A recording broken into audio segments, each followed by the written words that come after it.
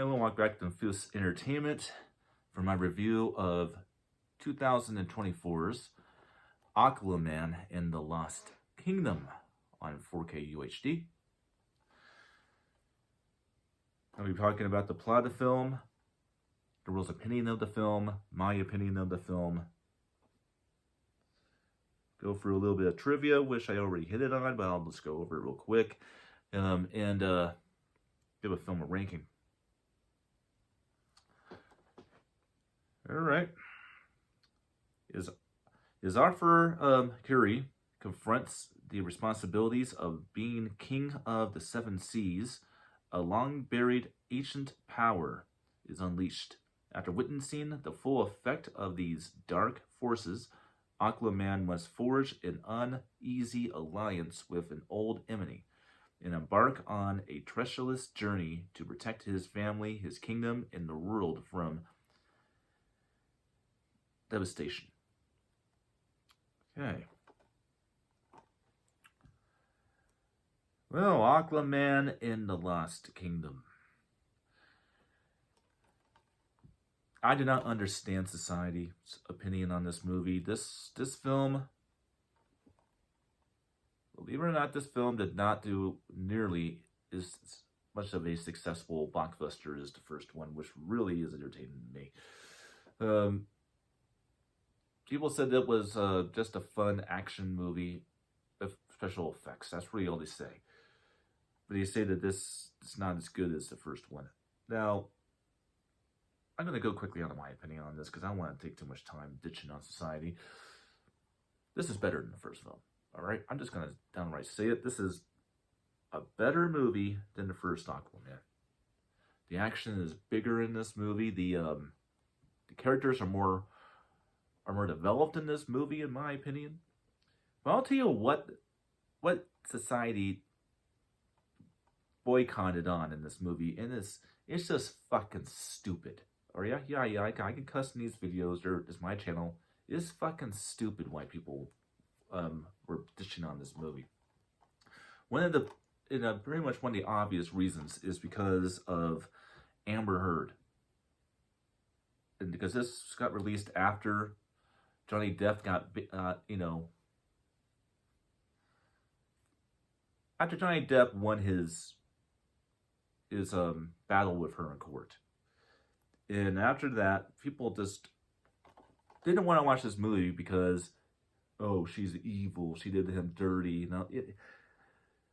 What the hell does an actress's personal life have to do with watching a movie? Nothing. Zilch. Yeah, if you guys haven't watched this, give this movie a chance, because this was a fun movie. And I just watched this like 2 hours ago. And I was on the edge of my seat the entire time. I didn't want to miss any second at all of this movie. This film was awesome. Just a really bloody awesome movie. And I think it tops the first Aquaman. I really do.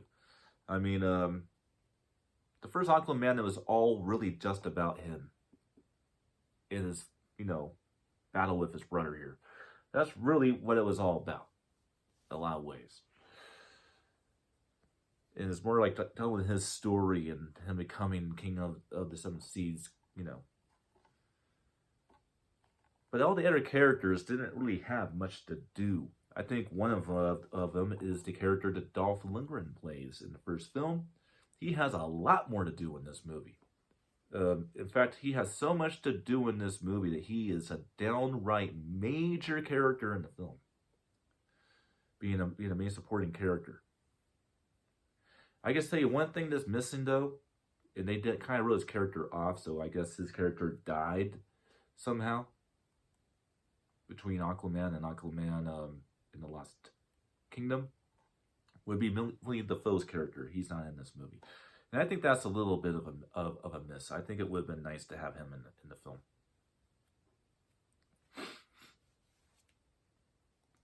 And again, what makes this very crazy to me is, like the first Aquaman, this one's directed by James Wan. And it's just crazy. It's just crazy when society typecasts a director saying he can only make one kind of genre. He made Death Sentence by Kevin Bacon, which is one of the best revenge films of all time, if not the best revenge film of all time.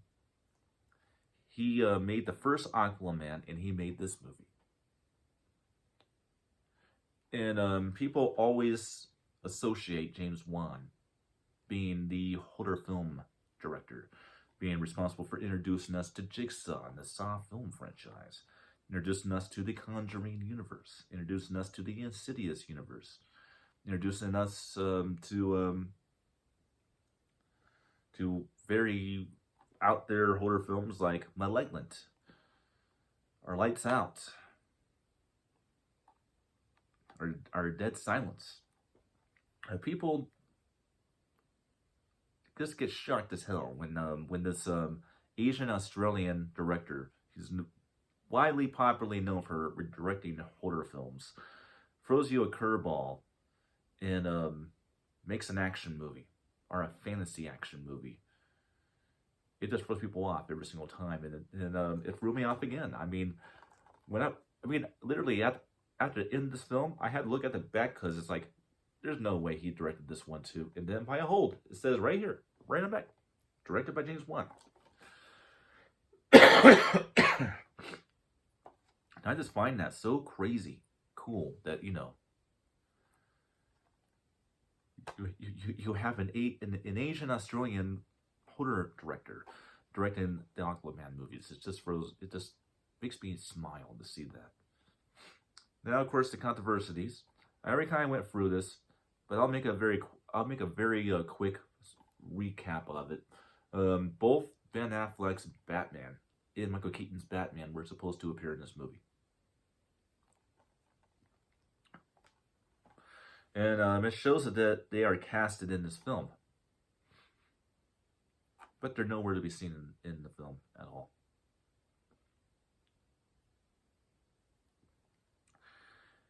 Now, when it comes down to the quality of, say, the last two, I say they are pretty much a basic kind of generic-looking HDR 10 plus Dolby Vision type of looking movie. But, although, I don't believe there was, actually, yeah, I guess there was Dolby Vision in the first Aquaman, wasn't there? Just like the first one, this might be one of the most beautiful movies I've seen. I mean, literally, the use of HDR, the use of Dolby Vision in the first Aquaman is definitely present in this one. And I say they even brought it up a few notches. And as for the frame of the film, being in 1.78, well, it's not technically a regular widescreen format. I don't know what Warner Bros. Is doing with this, but they decided to give us the full IMAX movie or something, because that's what it looks like to me. Something this big or looking about it. It doesn't look like a typical 1.78 widescreen format. It looks something like an IMAX format. Well, I don't know. Well, I guess we'll never know, but that's what it looks like to me. Or maybe it's just the over insanely good quality of the colors of the movie and how they blend together. I don't know. But I just really like the way the film looks. That's pretty much all there is to say.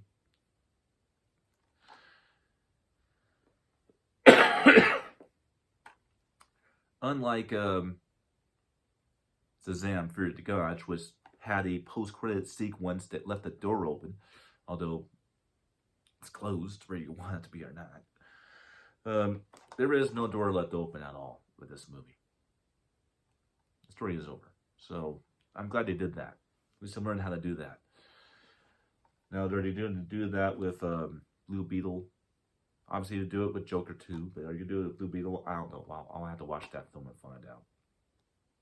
But I'm glad that they concluded the story on this guy. Now let's get the film a ranking. I saw it 4 stars. I'm sorry. I leave politics out of the movies I watch. I really only talk about how something that deals with the movie itself, or something that is quite literally a woke agenda within the movie. I'll do that if the movie is actually has a woke agenda about it. I have no problem doing that. It needs to be done. That's a duty of mine. I will do that. But what I will not do, and I refuse to do, is put a movie down because of an actor's personal life. That's a big no-no to me. That's a red flag. You're not a real movie critic if you're going to do that. So this gives a good solid 4 stars for me. This is a downright perfect movie in every way. At least to me. Now keep in mind, opinions are subjective. This is mine. Your opinion may be different. In fact, if it is different, list it below. And feel free to subscribe. I can tell you right now, I'm very happy of how this month's gone along. I'm getting a lot of attention, and I'm going to take a time to say this to all the new subscribers that I've gotten in the past few days. Thank you for subscribing, and stay tuned. There's more to come. And welcome to this channel. And really, feel free to like the videos. Feel free to subscribe to the channel and see more. And I will see you guys next time for my review of Blue Beetle. When it comes to Aquaman in the Lost Kingdom, I definitely say check it out. Until next time.